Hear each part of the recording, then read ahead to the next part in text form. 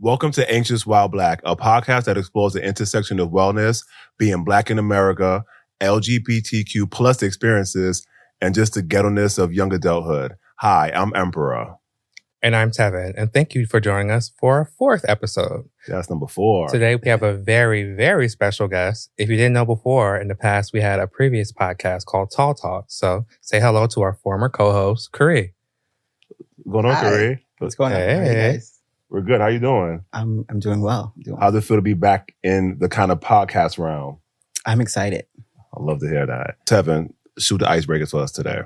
If you had a chance to make a wish come true and it couldn't be wealth or resurrecting someone from the dead, what would it be? Dismantle and eradicate white supremacy. Okay. It's a good one. Yes. I feel like we would all benefit from that. And not just us, like globally. Everyone would benefit from that. I think I might piggyback off of that. I'm going to say, if we're going to dismantle, if we can't dismantle it, how about we create a whole island called White Supremacy Island where we can send everyone to, and then they can just live and hate each other. I guess they won't hate anyone there because they'll all be together. So they can just live there and spew hate on their own little island together. It's got to be a big island. It's going to be There's a lot of people who support it too. It's going to be a continent, actually. So we're going to have to figure out which maybe continent. we can sink the island. You They can be like sink it? Atlantis. So we're trying to kill people now. That's what you're saying. I mean, they resort to violence, so why not? But I want it guillotine style. Just straight up. Well, the funny thing is, I was going to say like end racism. But you guys were a little more extreme than I was. But I was saying just to kind of get rid of racism. That'll be my one thing.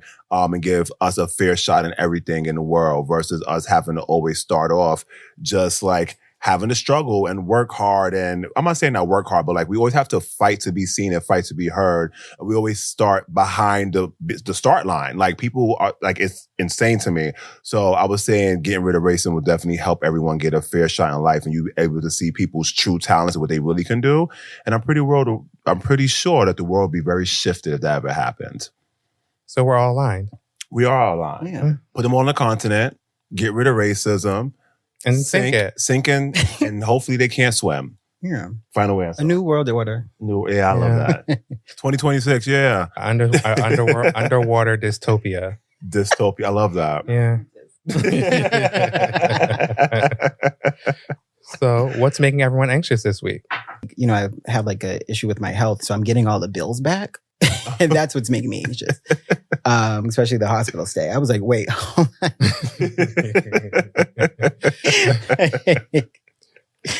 Bills can be very expensive. I think U.S. healthcare makes us all anxious. Yes. No, it absolutely does. They rush you when they get it done, and then they want to charge you an arm and a leg for it, or they want to repossess your arm or your leg that they may have given you. You know what's crazy? Like you'll sit there and go like to the doctor or have surgery or get something that's wrong. And then before you could even walk out of the hospital, they already have a bill talking about you're late to pay your bill. I'm like, I didn't even finish getting my procedure done yet. So I'm not understanding like why they such in a rush to sit there and give me the bill. But when I'm sitting there in pain for 4, 5, 6, 10 hours, they take their sweet time and just want to give you some Tylenol. I don't get that. I don't get it. Yeah. So what's making you anxious? What's making me anxious? Me having to do my own hair is making me anxious. Y'all see these twists? Look, it's a lot, right? It's like probably 2,000 in my head right now, right? Because I can't trust people to do my hair for me because the last time I did it, they pulled my hair out and I was very, very, very, very upset. So me not being able to find someone who just knows how to do Black texture, coily, kinky hair is making me anxious because although my hair looks great, it takes a very, very, very long time to do that and it's cramping up my hands and I'm over it. I guess I can somewhat kind of piggyback off of that because I know it takes you a lot of time to do your hair. So I think the lack of time is what's making me anxious. I can't even thinking about the date, like what we're almost in the middle of March already. Oh gosh, yes we are. And then it's like there's not enough hours in the day to do anything. So I'm just like, we have like 50 million projects going on. And it's just kind of just like, how is it 5 o'clock in the morning already? And I have to be up for work by 9.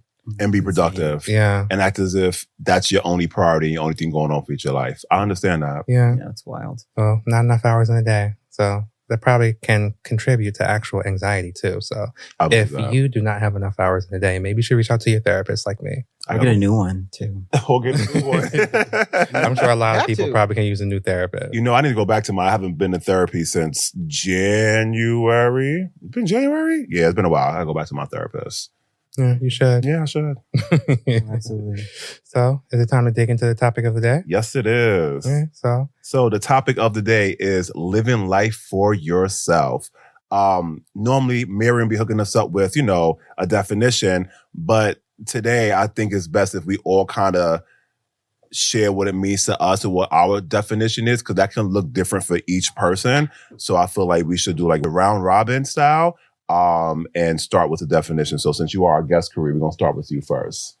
My definition. So I think living for yourself is just having a life conducive of like your truth, right? So it's not, you're not trying to like keep up with the Joneses unless that's what you like to do.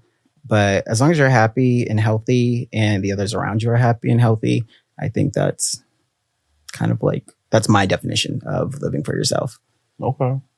Not limiting yourself, like living like your true self, like your true potential and finding your purpose. But sometimes that doesn't really happen. But as long as you're happy and satisfied to a certain extent and you have balance too, I think balance is really important. Balance is very important. What about you, Tevin? I would say living life for yourself is being unapologetically you. So it's taking everything that you've either learned through like growing up or learned through life experiences and just taking it and just being able to like make those big life decisions using those things and like how you're feeling and not letting people influence the way you live your life and be you. I like that. I do too. I would say living life for yourself for me will be more on the sense of just like you doing things at the beat of your own drum. And again, people will always try to influence you, but at the end of the day, the final decision you made was based off of what you wanted to do, no matter what you heard from the outside noise or family or friends or people who try to give you things because they want to see you fail. It's more so just you literally saying, this what makes me happy. This is what I want to do. And I'm not going to apologize for me living my truth, although the world may not think what I'm doing is the right decision. So that's what that means to me. I know when we were talking about this topic, you said it hits close to home for you. Oh, yes, it does. Yes, so, it does. Care to talk a little bit about that? A little. We have the time. We got an hour. No, honestly, like this is very, very deep. I'll keep having a lot of deep moments, right? It's more so like, I did very well in school, in high school, junior high school, elementary, whatever.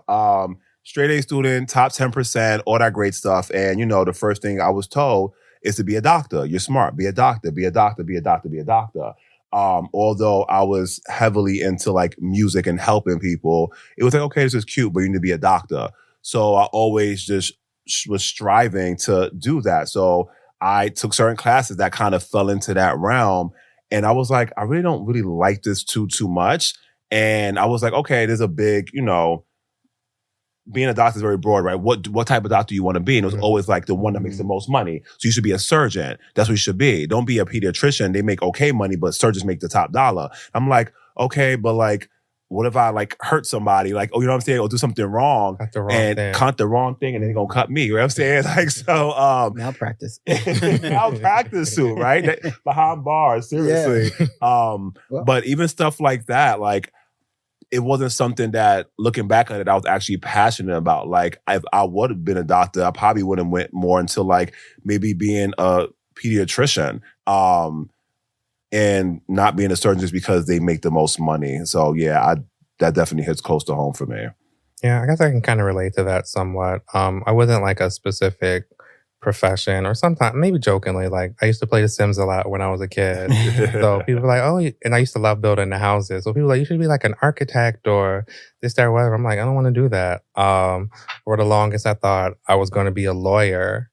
I don't know if it was necessarily because people told me I should be a lawyer, or if it's because I actually wanted to be one, or I thought I would make people proud for being a lawyer. I'm so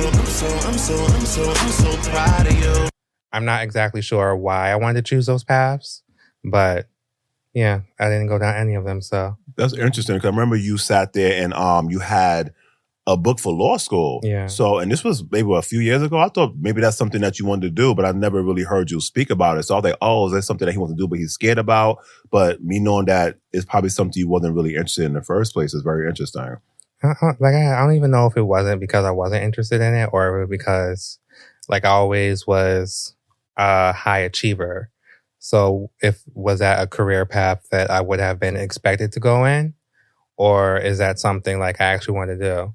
I don't mind like reading now, and like, you know, I do a lot of writing and stuff for my job now. But do I want a job where I actually have to sit and read and write all day and be miserable working 14-hour days for a salary I won't be able to spend because I'm at work all day? Yeah. You know what, that part. What about you, Kareem? So like growing up, like I've always had a talent as far as like art. And I was always told like, oh, you're so good. You're so good. And I was in all sorts of like art programs and stuff. But I used it as like a kind of like an outlet. You know what I mean? So once you start like actually taking courses in art, I didn't like that I was no longer in control. Like you still have creative control, but obviously they're trying to train you like light and shadow. So you're taking all sorts of like different courses, like you're drawing people standing, you're doing line drawing, you're doing charcoal and all that stuff. And I didn't like it because it was like, this is what was helping me at the time, especially when I was like a teenager. Right. So I just didn't end up like pursuing it and I actually like fell out of love with art. You know what I mean? As far as creating myself. But I mean, I have other outlets, but like I still have an easel, I still have like acrylic paints and stuff. And I just like, I'll probably like doodle like occasionally. So you like art more so like because it made you feel good in a creative aspect, but when you like went to school, you felt because it was like they were trying to control your creativity kind of, so it kind of made you fall out of love with it? Well, it was kind of like I took it as them trying to take what I loved and try to like control it in a sense. Again, I was like young, I didn't understand anything really. You know what I mean? And I had like great mentors too. One of my first jobs was like being a teen artist. Wow. Shout out to Artists for Humanity back in Boston. So yeah, I mean, it's still not too late. I definitely need a job or a career that allows me to be more creative because my current one, there's no real creativity. You know? Yeah, I think I noticed that with my last job. I wasn't allowed to be as creative and I was like miserable on top of all the stuff I talked about in the previous episode. I was like, I have to get somewhere and just really be creative because sitting here and just being a tasker is making me miserable. So like now I'm in a place where I can be creative and I'm just like, oh my God, this job is amazing and I can have all this fun and this, that, and the other. And creativity is definitely something I identified that I need in a job. No, I understand. Like, look at us like now, like, you know, we're doing a podcast and one of the reasons why we're doing it, because I like to talk was one, but the other was because like we're allowed to like come up with topics and be creative and find outfits that work with that and do our hair a certain type of way and talk about some real things. When I used to work in retail, no disrespect to people who still work there, by the way, I wasn't allowed to be creative. It was like, here's the SOP, follow this way. This is what we do. Even if it's not working, they still want you to do it. And you go, well, let's try something else, right? Let's try doing this. How about we add this? And let's try to do this to kind of boost morale or, you know, make it more a fun place or increase numbers. And it was always like, no. This is not the way to do it. So after a while, I was just like, this is not fun and this is stressful and it's sad and it's not something that I want to necessarily do. So I completely understand with that. I do. Yeah. So since we're all talking about work, do any of you feel like you've allowed family or friends to influence any career or personal decisions? As far as like career-wise, I have a pretty hard head. So I never really listened. I think as I've gotten older, now I definitely listen to either mentors I have at work or family. I actually have like an aunt who actually kind of does the same thing. Well, did the same thing. She's retired now. So I'm definitely always open ears to her. And I always take her advice. But when I was younger, absolutely not. I would say probably past the age of 25. That's when I was like, all right, let me be like more receptive. Like, you know, and I think it's kind of been like a little bit of a hindrance for me because I never was like that type of person who like thought I knew everything, right? But I always thought I knew what was best for me. And, you know, when you're young and kind of just like trying to navigate through life, you really don't, you know. And I have an incredible family. I'm very blessed in that way. But I wasn't always taking their advice. I mentioned on a previous podcast that, you know, I was told to cut my hair. I used to have longer hair. It was really great. Now I'm joking, but still, I'm teasing. No, but all jokes aside, I had hair before this. And I was told to, you know, cut it to get into a corporate setting. My mom kind of just facilitated like, oh, you have to look a certain type of way in corporate. You have to do this, that, and the third. And you know, I just wanted a corporate job at the time because I was told like having a corporate job was better than being on the floor and being somewhere else. Like it was like the creme de la creme of having a job. Like you hear that people in corporate, they get treated better and they have all these perks and, you know, they have weekends off and all that good stuff. Mm-hmm. And, you know, I wanted to do it. But when they would ask me what I want to do in corporate, I couldn't even give a real answer because it wasn't really like, oh, I want to be in corporate. It was like, oh, you have to be here because it's great and it's not a third. And it was more off of the influence of what people was telling me versus me doing my own research and saying, oh, maybe I should be, you know, focused on ops or operations, by the way, if you know what that means, focus on ops or, you know, maybe it's more customer service based or maybe it's, you know, more whatever. And I feel like that kind of influenced me in that way. But look what happens when you listen to other people, right? I cut all my hair off. I was very upset and I was miserable. I was mad for 6 months until I said I'm going to grow my hair back out. And guess what? Look how it looks now. It looks great. By following my own path. Well, now there's like laws to protect you against that. That's right. That's right. The Crown Act. The Crown Act. Amen. See my crown? That's right. It's like, say that now. It's like, that's a recipe for this. Like, you know what I mean? It's a lawsuit. Like, what? I'm sorry. Hold on. Pay me. Really gonna have a crown. Right. With 14 karat gold, some diamonds on it, and a ruby in the corner. Can't wait. What about you?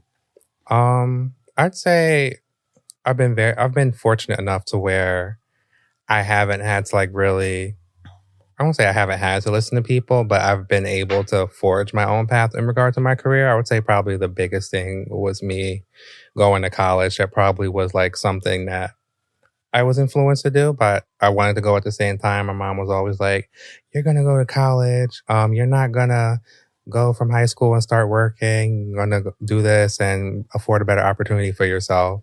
Well, now it looks like now people aren't going and they're affording better opportunities for themselves. So. But for me, I think that How do they look?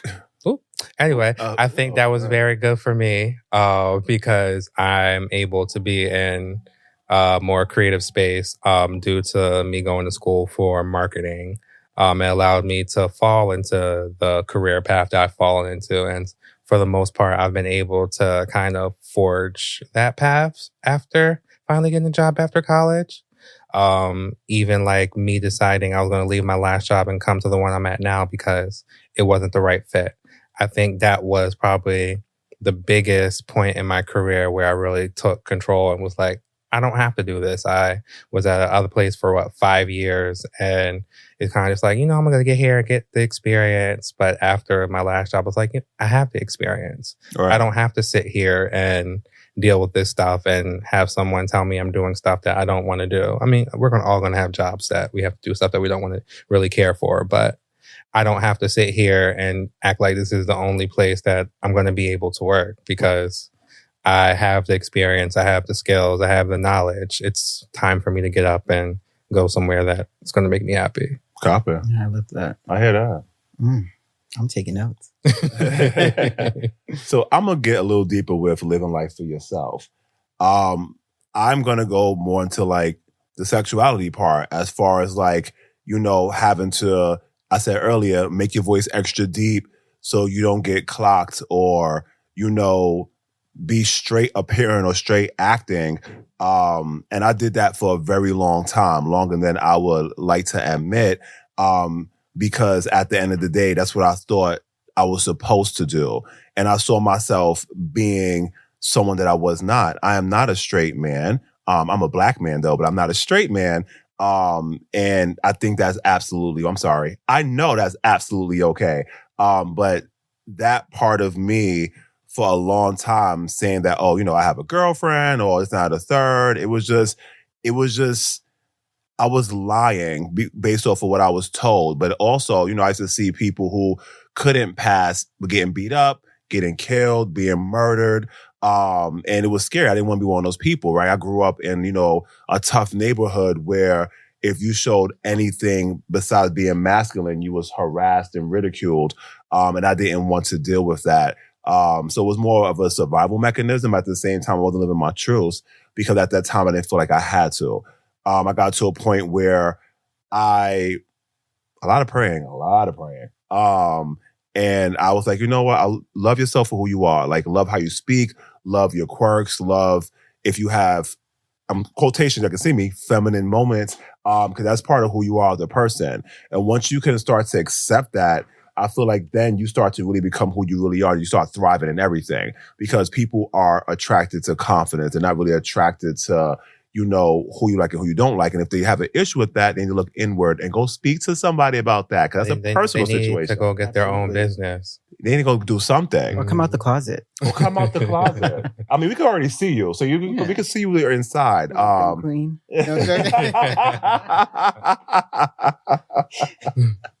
Oh, you got me screaming.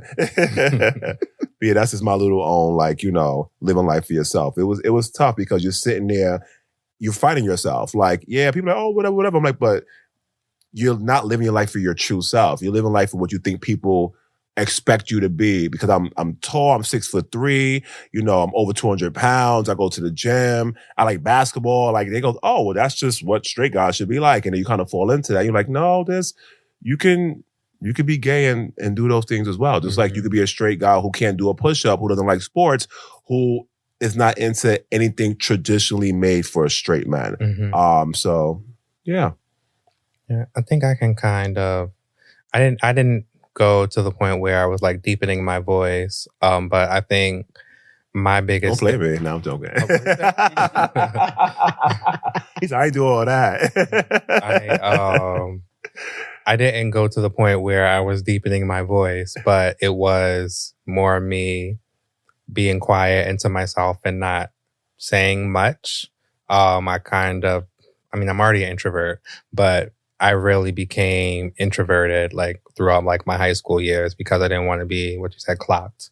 And I just wanted to be able to get by without being bullied and all the other stuff. So I think by me being quiet, I was able to avoid all of that. But also at the same time, it contributed to social anxiety now that I'm an adult. But that probably was my biggest thing. And I guess in a way, I wasn't living life for myself because I wasn't being my true full self. That's interesting. I think I'm kind of the opposite of you guys. I never really had to. I mean, I still to this day kind of deepen my voice, whether I'm on a phone call or something. I do just have a very high voice. There's been times I've been on the phone and they're like, that's ma'am. Different. I'm like, ma'am. Not ma'am. But, I come from a very accepting family, a very open family. So I've had, I have family members who are lesbians or gay. So I only really had trouble when I was at school, whether elementary school. I remember being always told oh my God, you sound like a girl. And he used to piss me off all the time. But again, I never had any real struggles. I didn't have to, as far as my sexuality, aside from dealing with it myself and trying to understand it. But with my family, when I went home, I could always be myself. Obviously with certain male in the family, my stepdad or, my uncle or something, it would be oh, why are you doing that? You know what I mean? And my sister used to always defend me all the time. I love that for you. So I don't know. I didn't have to deal with it until I was not in the house. You know me, I can talk about this all day, even down to my hair, right? I wear my hair natural. Again, I said I never had a perm, but that doesn't mean growing up when I did, your hair to be blown out straight, right? To look less black. Or because, my mom was born in Europe and she had a British accent that, we always I'm half British and half black. It was what you mean? Like, what you mean you have what? Like, you're a black man, your mom was just born in London, and that's just what it is, right? So just me just kind of looking back at all that stuff, like, I mean, I was young, right? So things happen, you're influenced by a lot of things when you're a child, but looking back at my younger self, I'm like, dang, I wish you were just more secure with who you were. But then again, I wasn't around people who showed me what that even looked like. So I just followed what I saw. And it was like, this is how you get by. You do this, you act this way, you have your hair like this. If it got too long, had to cut it off. So I ain't like a stereotype, speak a certain type of way, walk a certain type of way, use specific vocabulary words to stand out from the other black kids so you could be accepted by the white people so you can have a good job. It's crazy. It even came to a point in time, which happened where I was applying for jobs and I wasn't hearing anything back. I was like, well, my resume looks pretty cool. I had to change my name on my resume to my middle name, and which I would not know what that is, by the way, and applied to the exact same jobs, and every single one of them reached back out to me. Say what now? I started using my middle name for a little bit. I was like, absolutely not. We're not going to go down this path of you going back to where you used to be. And I had to shift back. Like, if they're going to sit there and not give me an interview because my name is Emperor, then y'all pretty much going to miss out on a great person. Do you feel like you making decisions based off of the feedback or thoughts of others have benefited you? Or do you wish you would have chosen your own decisions from the beginning? I'm going to put it this way. That's a really good question. I did certain things to survive, and it allowed me to survive and thrive. And when I got into certain spaces, and I was like, I'm not doing this anymore. Initially, I tried to do some things with my own, it just wasn't working. And bills have to get paid, as you know, and the rent man don't care if you're going to be your true, authentic self. So I had to sit there and, take some of these things to kind of get by. And I'm at a point in time in my life where I'm like, I will not conform to absolutely nothing that does not make me feel comfortable. So I will not I don't care what it is. It has hit me over the shoulder, which I explored, told you guys time and time again about some difficulties that I have by me standing true to myself. But I get to go home every day, look in the mirror and say, Emperor, you are exactly who you are. And I'm proud for you standing up for yourself and being your authentic self, although these people are telling you not to. Because I still have to look at myself in the mirror every night, right? I still have to sit there and pray. And I want to tell God, oh, yeah, I was being fake today. He don't want to hear that. You know what I'm saying? So, or how, when I have kids, what I'm going to tell my kids? Like, yeah, daddy had to sit there and not be himself so he can grow in the world. And they'll sit there and tell me, well, that's sad, because how are you going to advocate and tell us to be our true authentic selves? And you're pretty much going to be labeled as a hypocrite. And I don't like that word at all. So yeah, that's what happened with me. I had to play the game for a little bit, but I'm not a child. I don't like playing games. So I am not going to go into any space where I cannot be myself, whether that's a job, whether that's a function, whether that's somebody's apartment, someone's house. If you know someone who doesn't like someone who's black, well, you can't hang out with me. You have an issue with my hair texture. We can't hang out. You have an issue with me loving men. I love women too, but I love men. We just can't be around each other. I'm not going to shrink myself and hide who I am to make you feel good and to make your insecurities grow. Absolutely not. Yes. Well, I'm going to flip that on you. Do either of you feel like you've ever tried to influence the decisions of others, whether it be for career decisions they're making or other big life decisions that they may be trying to make? From a creative standpoint, maybe, but I don't know. I like people to find their own path. Obviously, if you're harming yourself, yeah, I'll add my input, or if you ask me, but I hate unsolicited advice. So unless, again, if I see you're spiraling down, or if it's something that is in my bandwidth, I'll try to help you with. I don't know. If you want a hair color, I'm your guy. Or if you want to do something creative or something like that, I'll give my input. But I do try to influence my nephew because he's a young child. Mm-hmm. Well, he's not a child. He's a teenager. He's 13. And I think it's important to kind of be a voice for especially young Black boys, right, especially in the world that we live in. So he's probably the person I try to influence. I have tried to influence people to live their lives for themselves. Like, again, teenagers, but not 13, because I haven't made that young, like 19, 20, 21, 22, where, I asked myself, what you want to do with your life, or what's the next steps for you? And then they go, oh, that's a deep question. I go, no, it's life. And then it's always, well, my mom wants me to do this, my dad wants me to do this, whatever. Or I decided to do this and my mom and dad look down upon me. And it's a hard conversation to have with someone about their parent, because there's a lot of times that parents like to live vicariously through their children. Yes, y'all do. And I'm going to say it all the time. And y'all know who I'm talking about when I say that. They try to sit there and push what they want their kids to be, because they want to sit there and go, oh, my kid is this, my kid did this. I'm like, but what about what your child actually wants to do? Or they want to push what they weren't able to accomplish themselves onto their kid. Like, I have a question. How many people in the NBA actually wanted to be there because they wanted to play basketball, or because their parent wanted to use them as a cash cow?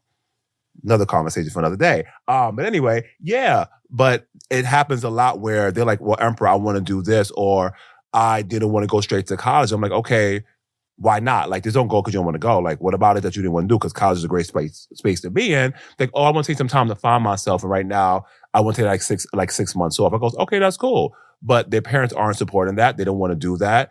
Or if they are in school, they want to go after something that makes them happy. And their parent is like, well, I'm not paying for that. So if you're going to do that, you can't stay in my house. Or I'm not, like, it's that level. And it's kind of sad, because then they sit there and go, well, I don't want to be in the street. I don't want to be homeless. I can't afford this. So I have to do what my parents said, although they're miserable.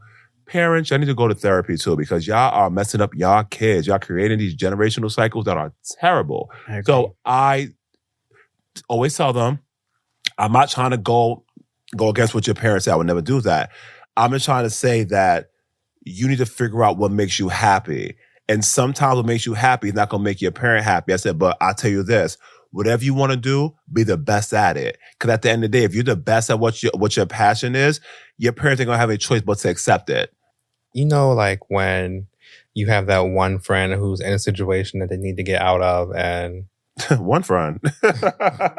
and they just can't seem to get out of it. Oh, yeah. I think with me, I look at that as maybe a situation where I may have tried to influence people, but not in like a way to benefit me. It's kind of just like, you just want to shake them and be like, you deserve more than this. You shouldn't be in this situation. Like, you need to get out of that. Like a terrible relationship. Yeah. Drop that baby daddy, or get rid of that job, or leave that man, leave that woman alone, and just be your true self and go somewhere and be happy. You know what's crazy though? Like, a lot of times when that happens, it's like they're fighting themselves. Like, they're fighting against, should I be my true self or should I stay?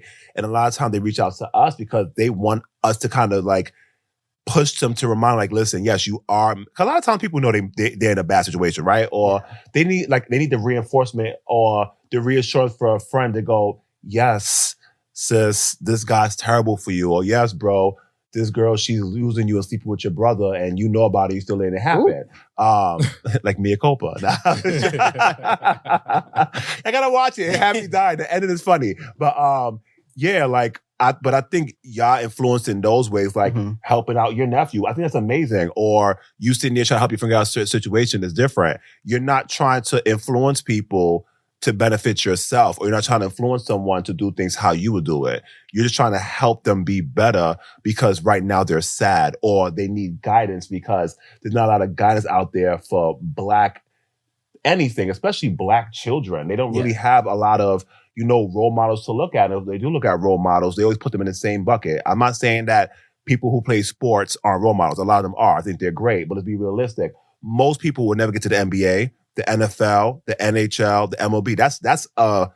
It's like winning the lottery. So my thing is, if they can't do that, what else can they do? They could look to a teacher or a doctor or someone who works for construction, or even a right policeman, I know crooked ones, and sit there and influence them, to be great. But unfortunately, that's not what's pushed out into the world. It's rappers, drug dealers, and scammers and scamming. Yeah, scamming. It's scamming. It's like, oh, I'm tired of struggling. I'm tired of suffering.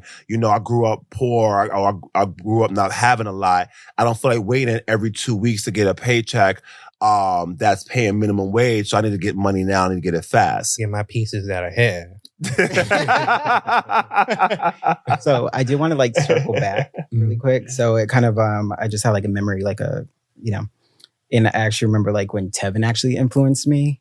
So at the time, what was this, like 2016, 2017? I don't say what we're drugs. And I was like, oh, no. We're joking, y'all. We're joking. Yeah, so I was actually like working, like I was doing catering, right? In a corporate setting, but I was actually like prepping the food and actually doing the stuff. And it got to the point where I was like burning myself like on my arm. What? And we were at like Mother Burger. Do you remember Mother Burger? You guys remember Mother Burger? 59th Street, right? Yes, Ooh, yes. They had some good drinks. I mean, sorry. And we they had were some there. good food. Yeah. R.I.P. And we were actually there, and I had like a short sleeve shirt, and Tevin was like, yeah, we need to stop that. Like, like I'm paraphrasing, like I forget what it was. And I was like, he's right. He was like, yeah, you need to stop it. Like you literally have like burns on your arm. Like we have to do something That's different. wild. Yeah. So I don't even remember that. way. Yeah. Oh. First of all, Which is true. But where's my food? I mean, you were sitting there catering. Where's my food? You didn't bring no food? This was 2016. I know you know y'all. what I mean? But I met y'all in 2016 or 2017 or something like that. But so then I Uh-uh. switched over to like actually moving into management. Copy. So See, yeah. positive influence. Yeah, I guess going back to like even like the friend thing, sometimes you may be trying to influence them for the good, but also back to they have to live life for themselves, and you can't be fully invested in them when they're not ready to take that leap. Mm-hmm. Like if like they may not be ready to cut that significant other off that they don't need to be around, so you can't always be fully invested and trying to get them to make that big decision, because at the end of the day, you also have to protect your own mental well-being. That's true. And you going in and be like, oh, this is terrible. Oh, they're going to ruin their life, or they could be doing so much better. Yeah, just sitting there, just harping on that the whole time is going to just ruin your mental well-being. And you're not going to be able to live life for yourself because you're going to be so focused on their life. And you focus on their life and they're not focused on yours because they focus on being with their insignificant other. I treat everything just like how someone who's struggling with like a substance abuse. Like if they don't want to get help, it's going to pain me, especially someone you care about. But I go, well, whenever you're ready, then we can reach out. But I'm not going to use my energy to help someone who does not want to be helped.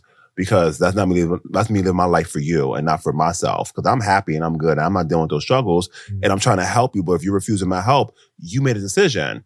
So if that's what you want to do, whether it's tumultuous or whatever, that's clearly on you.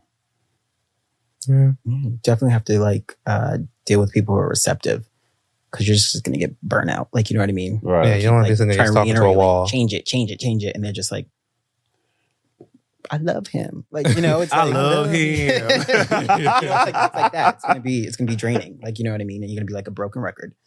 I know someone who lives in a world where they feel like they're living life for themselves and they're not. They live lives based off of men. And I've tried numerous times to like help out and step in, and then it's one thing to sit there and then not take your help. Mhm. When they start blaming everybody else for their situations, including you, saying, well, you're the reason why. And I'm like, yeah, no, I can't be the reason why, because I'm not in that situation. You're deciding to live in that and live in that space, and you keep running back to those toxic situations. So that has nothing to do with me. And I'm not going to affect my energy because you want to sit there and live in that type of world. And it really, really sucks to see things like that. But, you have to just keep it moving, pray, and just keep your head up and hoping that they do see the light one day. But you have to understand that sometimes they will not see the light and they will be stuck in those situations. And all you can do, again, is pray for them and keep it moving, because you have your own life to live and you have to, again, do what you do best. Kiki Palmer, keep it moving. Keep it.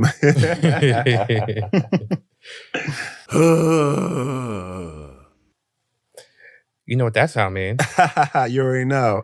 It's time for Emperor's Rant. Listen, I love to rant. Last time he cheated me 15 seconds. It was a timer. Oh, no.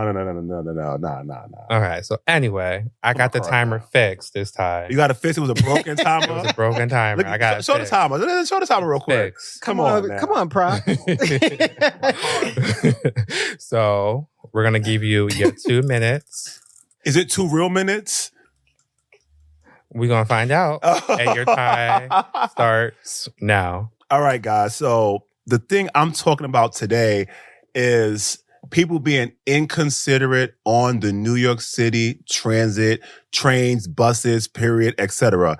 If you live in New York City, you understand my pain and disdain. It is absolutely ridiculous how people come in at 8 o'clock in the morning blasting their song. I don't want to hear the new top 10 hit at 8 o'clock in the morning. We have headphones for a reason. Put your headphones on. Heck, I always have an extra pair if you want my pair. I don't want to hear it. Also, when clearly, if you live in New York City, we don't go on a train to get to work early. We get on a train to get to work just on time because we don't want to be at work for at all extra. Like we want to get there at 8, we'll leave at 5 and that's it. You holding the door for your friend to come catch it is slowing me down and gets me upset. And the person, the whole family. The whole family. And they got the turns at the top talking about, oh, 250. I don't care. Close the door, get out my way. You're doing too much. And then on the train, you see someone sitting there, they sitting down and they have their bag there and then they blocking. Listen, you paid one fare, let somebody sit. And on top of that, no shade to y'all other people. If you can't fit in the seat, please don't try to squeeze inside the seat. You cannot fit. I'll never forget this. It was like 2010. You know those 2 seats? I'm sitting there. This lady, I don't know where you at, sis, but you weighed probably 345 pounds. You sat next to me and rolled your eyes at me. I was the one who was squished. I was hurt, I was in pain. I'm freaking pigeon-toed now because you bumped into me because you was blocking me. I can't do this no more. You need to have considerations on the train. Please be respectful. And also, my last thing, Showtime. Okay, we'll talk about it's Showtime. I've been here at Showtime since 2007. Only Showtime I like is Showtime at the Apollo. But you do the same stupid dance. Do. I don't want to see it anymore. Swinging from a bar, doing a fake backflip, throwing your hat, and then y'all smell musty and y'all stink. So now I'm sitting on the train. I'm upset because I don't like the way you smell. I'm upset. Had a long day at work. You talk about Showtime. I don't. And then you want to crash into people, do flips and kick people. You see, nah. No. Go on my IG page because I have to continue this conversation in my TikTok, y'all, because, oh my gosh, New York City trains. Got it off your chest? I got off of one pack, the left one. The right one's still a little upset, but we'll get there later. Okay, well, maybe you can meditate after this and you'll be better. Oh, all right, meditation. I'm here for that. All right, so for today's Am I the A-hole? Oh, I love the segment. It's a short one, but it's a little spicy one. Ooh, spicy. It's literally spicy. You'll see. Okay, so am I the a-hole for potentially pepper spraying my neighbor's car door handle? What? I drove 14 hours across the country, and when I arrived home, my assigned parking spot was taken. When I woke up the next day to move my car, my spot was taken again by another vehicle. So I decided to pepper spray the handle of that driver's side door. It may potentially be my neighbor, but I swear I didn't know. I just wanted my spot. Am I the a-hole? Corey, as the resident driver, how do you feel about that? I would be upset if somebody took my assigned parking spot, especially at home. I don't think you're. No, I don't. For pepper spraying the person's the door handle? Yeah. Why are you just going to put a note on it and say, get off my spot? Well, they might retaliate. Like, you know what I mean? So you go pepper spray? They're not going to pepper spray they're not going to retaliate with pepper spray? I just think if I was that person and I touch the handle and then I go to rub my eyes, I'm not going to think like, oh, this must be the person who's like, this is their spot. Like, you know what I mean? I'm just going to be like, oh my God, did I have like pepper spray? Did I have like peppers? Did I have some Scotch bonnet? I want to know. So you're just pretty much saying that because the person was in somebody else's spot, that they was okay to pepper spray them. I think it's better than slashing the tires or keying the car. I mean, I got their car towed. We didn't get to slashing and keying cars. Okay, so. Jasmine Sullivan. Where's your mind at? But moved out the car. Before. I honestly would have got the person towed. Like, get out my spot. That's not your spot. I paid for it. It's mine. And I would have got their car towed. I don't care whose it is. Because don't be in my spot. You know, I'm all here for a little vigilant reactions. But I don't know. Would I pepper spray the handle? I don't think so.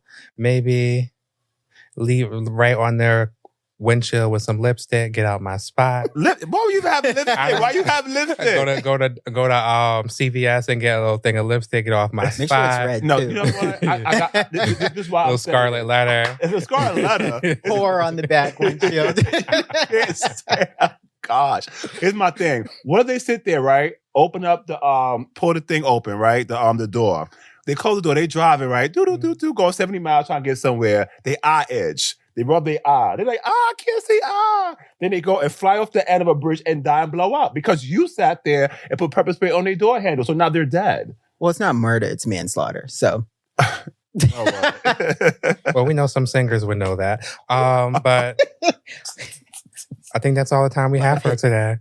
That's it? Are you sure? What? Follow at AWB Pod on all social platforms. Visit anxiouswhileblack.com for access to important resources and to read more about the show. And also, you can now watch our podcast on Apple Podcasts in addition to Spotify and YouTube, and you can listen on all other platforms. Thanks. Make sure you subscribe. That's right. Thank you guys for watching, and we will see you on episode 5. Later. Bye.